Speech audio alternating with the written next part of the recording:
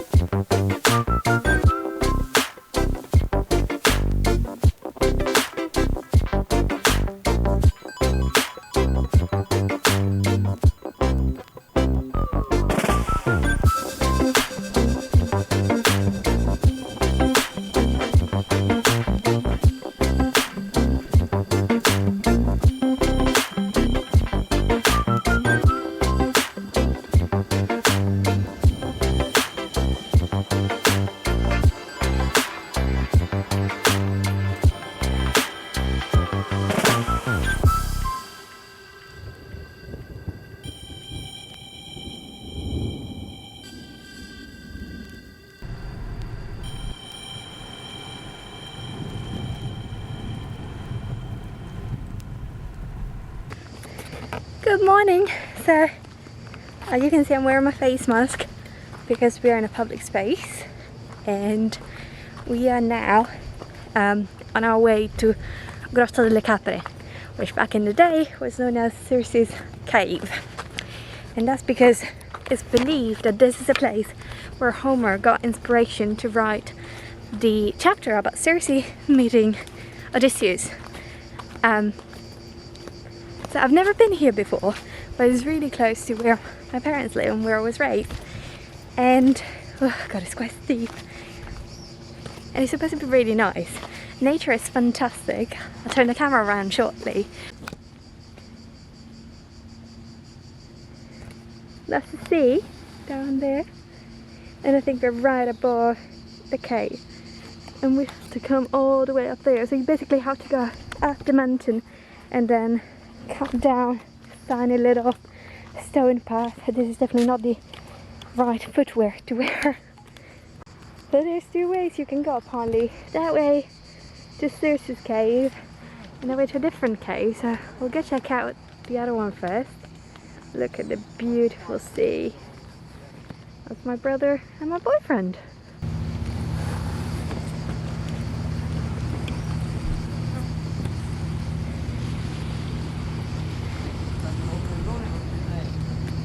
So basically around the coastline here, and there's plenty of little caves like this one. This is not the specific Circe one, but this gives you sort of an idea of what it looks like. And the water is just, I hope you can see something, but it's so crystal clear. I'll try to get closer. Look how blue it is, so beautiful.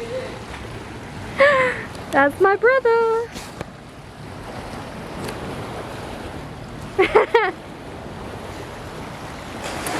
So this is the cave that supposedly inspired Homer to write about Circe. I'll show you inside later on. Now there is, I think, a guided tour that just arrived. We had to swim our way across, and this is the outside. Look at the water, it's just absolutely crystal clear. We're so nice. Hello, very close.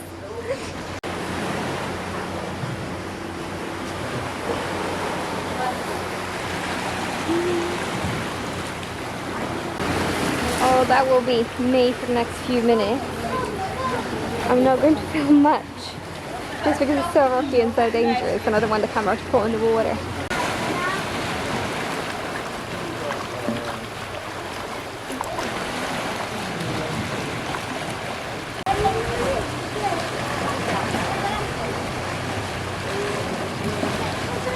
So this is the inside of the cave.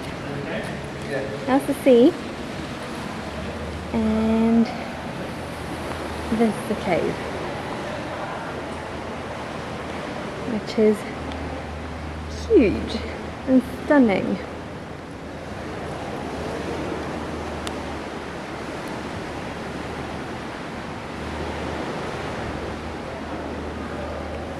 You can't potentially go in there, but we don't have any flashlight or anything like that. So better to be safe than sorry. And that's it really. So gorgeous. Good evening. It's the next day and I'm actually in a completely different place. I am visiting some relatives, obviously with social distancing and masks and everything in place. I'm still reading Circe, but I thought before sharing my thoughts about the story so far, I also wanted to show you a little bit of the scenery. This is where I'm reading. There are these two old sun chairs, and then I am literally surrounded by nature and some houses, and it's very, very peaceful. If you can hear a noise in the background, then that's probably an inflatable mattress being blown up in the room next door. But other than that, it's very, very quiet, and there are just some men that are playing petanque down there, but that's about it. And I thought I'd now talk about what I think of Circe so far. So let me tell you, first of all, I fall asleep in the sun. So that's not the right place for me where to read.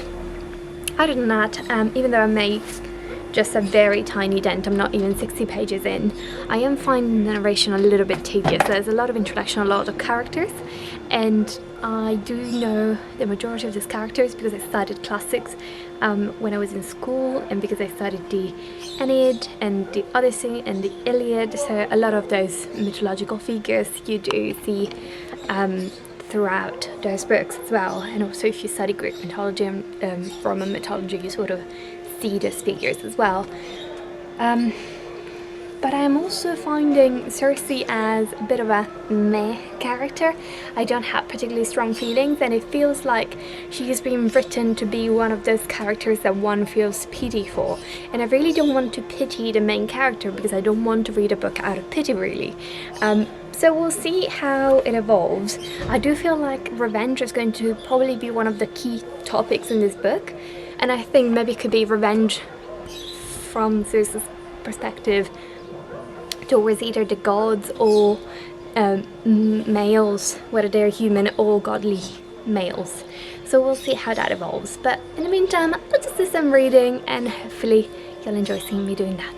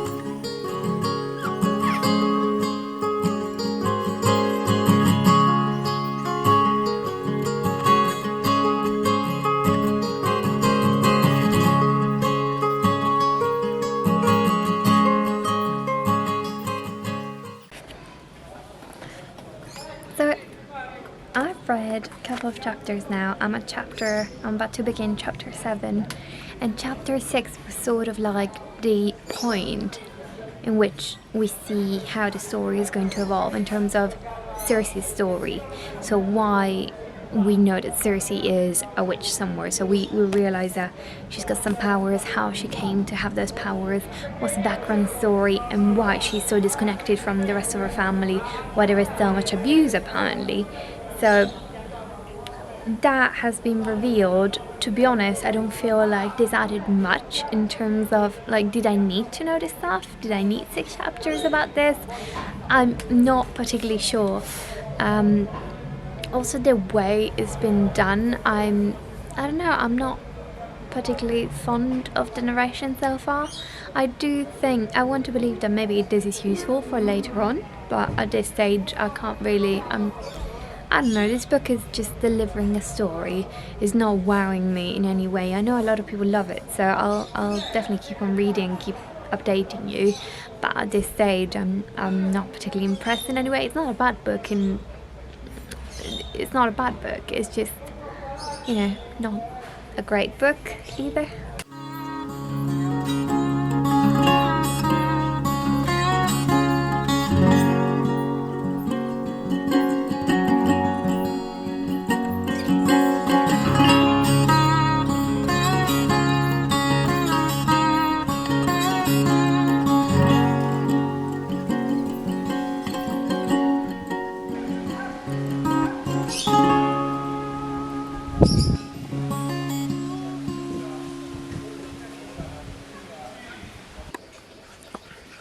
Good morning!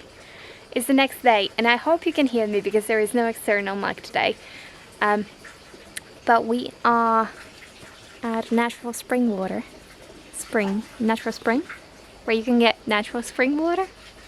Basically there is water that comes fresh from the mountain down there. I'll show you later.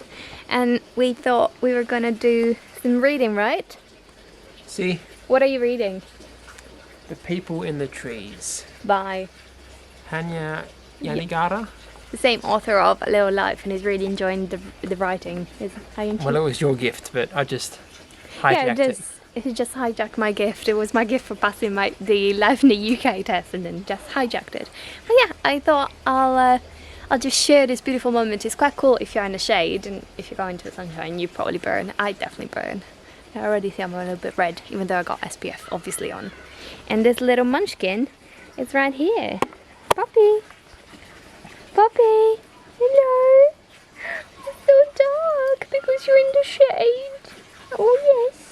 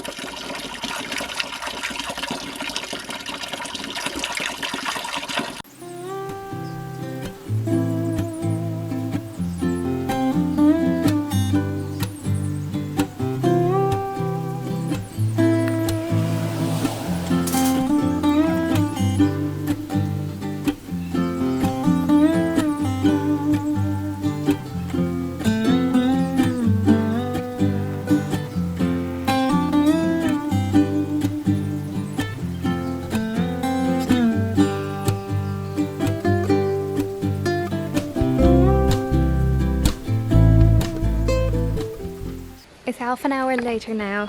I'm now page 109, which means I read 25 pages. Not too bad, considering there were interruptions. What about you, Andrew? How far did you go? Not sure. Not sure. 30? 30 pages. Yeah, so about the same. Poppy, how many pages did you read? Mum, I don't read. I just bark at doggies. There were 2 friendly ones. One was really friendly, the other one, not sure. People came for drinks at the fountain, and yeah, I mean, I wanted to bark, but then I didn't, and then I did. So that's our update. Good morning. It's a few days later, and I'm in a part of Italy that is known as Cilento. And it's a part of Italy that is supposedly what inspired Homer to write about the Cyclops and Polyphemus and all that. The reason for that is because of these beautiful rock formations that have a lot of caves in them. And I thought there was no better place than to finish reading Circe, which I still need to finish, and take a little bit of the beach. And the water is ridiculously warm, but also incredibly clear. I think if I zoom in, you may be able to see some of the fish in there.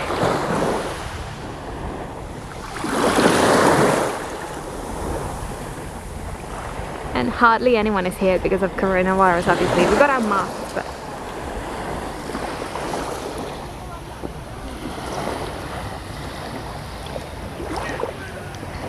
very few people in there.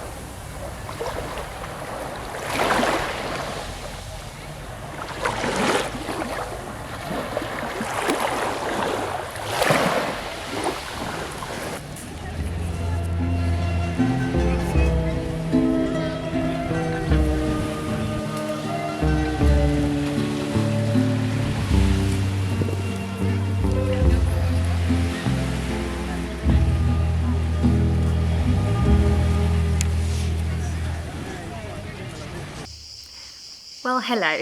It's much later in the week and I have finished Circe, as you saw on the beach. Didn't have a chance to talk about it until now.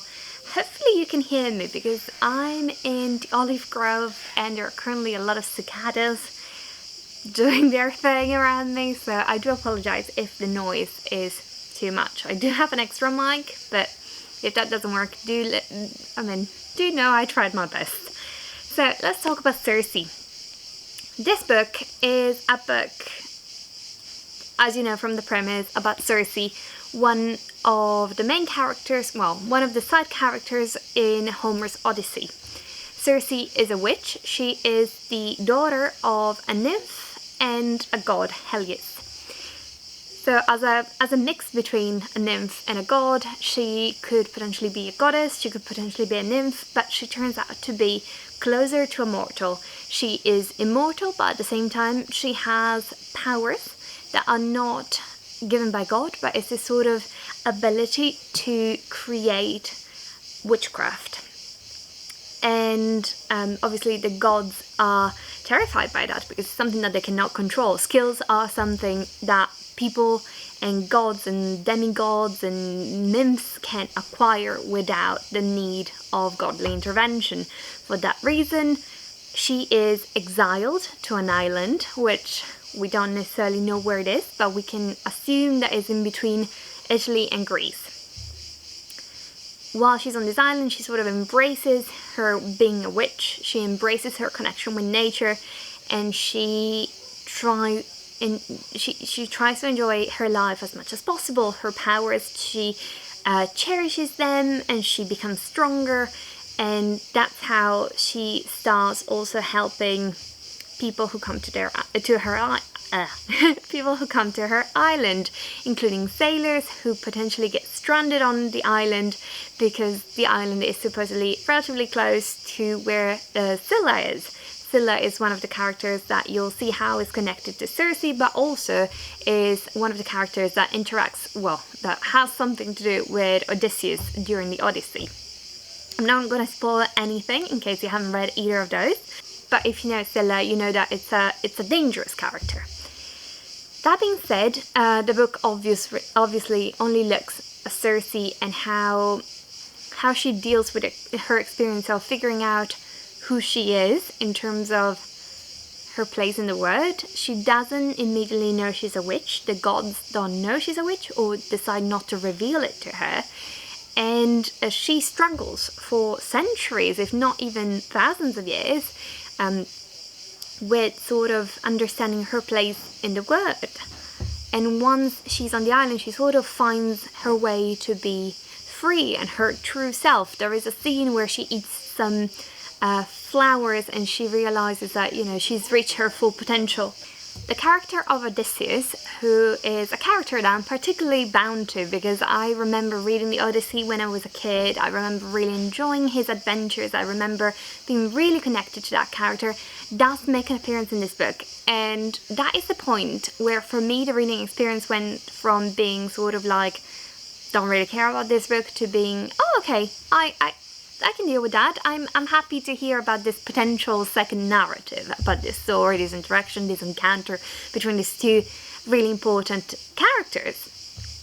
And while the interaction and the relationship between Circe and Odysseus during this book is quite interesting, because you do wonder, as somebody who's read the Odyssey, what is the connection between these two characters? Because the sort of interaction between Circe and Odysseus during the Odyssey, I don't want to say that it happens fast, but it has a very sort of clear power structure, and it has a very clear beginning, middle part where stuff happens, and then conclusion. But you don't see what happens in the middle that well, and you don't see what happens afterwards. You don't, I mean, I've always had this thing of wondering what happens to Circe, and this book sort of gave me an answer, and not necessarily the one I wanted, but still it's quite satisfying and pleasant to read what somebody came up with in terms of what they thought could have happened. So that was nice and interesting, and sort of gave this book that little oomph that needed to lift it up for me. Talking about the reading experience per se, I found the narration sort of like, okay. It wasn't one of those mind-blowing narrations. It was easy to read, but at the same time it wasn't sort of like Hanya Yanagiara or Donna Tartt or Ken Follett sort of narration. It was a very, standard reading experience. I found the first part of the book, so sort of like up until a third of the book, very slow. Up until Circe's exile, I felt like it was going really slow, and I still to this day don't think we need to know that much about it. There is some controversial stuff happening when Circe deals with some trauma that she experiences. Some people found that quite disturbing. I do think, there are various interpretations. I'm not saying that what she does in the book is correct, but I'm saying I can see why this may have been on the short list or long list, I can't remember, for the Bailey's Women's Prize, because it is a book that obviously deals with the topic of femininity, with the topic of being a woman, with the topic of discovering yourself as a woman in a world where often men have the key roles, in this case being the sailors, the explorers, the warriors and all that. And obviously Circe, being a witch on exile on an island, has a very sort of different experience but also role in that specific society.